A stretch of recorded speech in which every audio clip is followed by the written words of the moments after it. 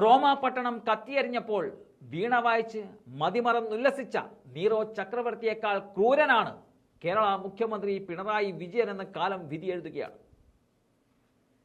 കടൽ കത്തുന്നു, കര കത്തുന്നു, ജനം വറച്ചട്ടിയിൽ എരിയുന്നു.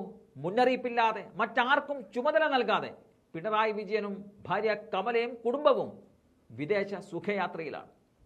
വി എസ് അച്യുതാനന്ദൻ വിശേഷിപ്പിച്ച വെറുക്കപ്പെട്ടതോ അതല്ലെങ്കിൽ അത്തരക്കാരിൽ ആരെങ്കിലുമോ ആകാം ഈ യാത്രയുടെ മുഴുവൻ ചെലവുകളും എടുത്തിരിക്കുന്നത്.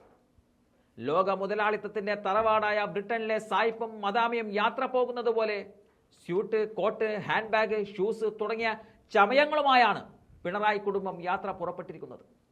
ഇപ്പോൾ ദുബായിലേക്കും ഇന്തോനേഷ്യയിലുമൊക്കെ ആഴ്ചകൾ നീളുന്ന യാത്ര നടത്തുന്നത് ഉല്ലാസയാത്ര മാത്രമാണോ അതോ ഇതിനു പിന്നിൽ വൻകിട ബിസിനസ് ഇടപാടുകൾ ഉണ്ടോ എന്നുള്ളൊക്കെയുള്ള സംശയങ്ങൾ പലരിൽ നിന്നും ഉയരുന്നുമുണ്ട്.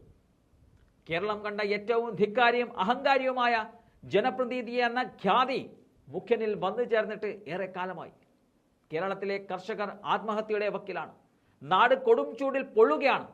ജീവനക്കാർക്ക് ശമ്പളം കിട്ടുന്നില്ല തുടങ്ങിയ ഒരുപാട് പ്രശ്നങ്ങൾ സംസ്ഥാനം നേരിടുമ്പോഴാണ് പിണറായി വിജയനും കുടുംബവും മുന്നറിയിപ്പില്ലാതെ ഇറങ്ങിത്തിരിച്ചിരിക്കുന്നത്. തൊഴുത്തിൽ നിന്നും വെറുതെ ഇറങ്ങിപ്പോകുന്ന പശുക്കളുടെ നിലവാരമാണെന്ന് KPCC അധ്യക്ഷൻ K സുധാകരൻ പറഞ്ഞു വെച്ചത് വലിയ തെറ്റായി ആർക്കും തോന്നിയിട്ടില്ല. BJPയെ പേടിച്ചിട്ടാണോ മുഖ്യമന്ത്രി പ്രചരണത്തിനിറങ്ങാതെ വിദേശത്തേക്ക് പറന്നതെന്നും മന്ത്രിസഭായോഗം ചേരാത്തത് എന്തുകൊണ്ടാണെന്നും പ്രതിപക്ഷ നേതാവായ VD സതീശന്റെ ചോദ്യവും ഈ ദിവസങ്ങളിൽ ഉയരുന്നുണ്ട്. മുഖ്യമന്ത്രിയും മന്ത്രിമാരും വിദേശയാത്ര നടത്തുന്നത് പ്രതിപക്ഷം എതിരല്ല. എന്നാൽ മുഖ്യമന്ത്രി ഉൾപ്പെടെയുള്ളവർ അതീവ രഹസ്യമായി യാത്ര നടത്തിയത് എന്തിനാണെന്ന് മനസ്സിലാകുന്നില്ല എന്നതാണ് സതീശൻ പറയുന്നത്. കേരളത്തിൽ ജനങ്ങൾ ദുരിതങ്ങളിൽ നട്ടം തിരിയുമ്പോൾ 17 ദിവസം മുഖ്യമന്ത്രി സംസ്ഥാനത്തില്ലാത്ത സാഹചര്യമാണ് സംജാതമായിരിക്കുന്നത്.